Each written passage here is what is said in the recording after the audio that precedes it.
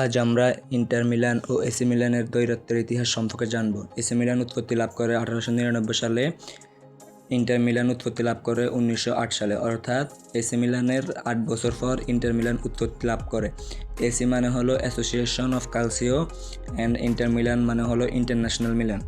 AC মিলানে শুধুমাত্র দেশীয় প্লেয়াররা খেলতে পারতো, এখানে কোনো বাইরের দেশের প্লেয়ার খেলতে পারতো না, যার জন্য তাদের মধ্যে ঝামেলা সৃষ্টি হয় এবং পরবর্তীতে ইন্টার মিলান অর্থাৎ ইন্টারন্যাশনাল মিলান নামে একটি ক্লাব তৈরি করা হয়, যেখানে দেশি বিদেশি প্লেয়াররা খেলতে পারবে। তো সেখান থেকেই ইন্টার মিলান ও এসি মিলান এই দুই ক্লাবের উৎপত্তি। এসি মিলান উৎপত্তির 9 বছর পর আলাদা তাদের প্রথম ম্যাচ হয়, যা 1909 সালে হয়। বর্তমানে 17 বছর ধরে তাদের ম্যাচ চলতেছে।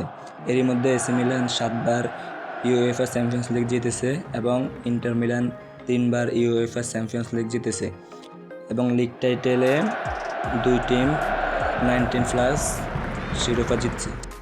একই শহরের দুই ক্লাব, একই মাঠ, তবুও 100 বছরের লড়াই। এটা শুধু একটা ম্যাচ না, এটা মিলান ডার্মি। এসি মিলানের লিজেন্ড প্লেয়ার মালদিনি, কাকা অ্যান্ড সেভেঙ্কো অ্যান্ড ইন্টার মিলানের আছে হাবিয়ার জানেটি, স্যামুয়েল ইতো অ্যান্ড বর্তমানে লাউতারো মার্টিনেজ।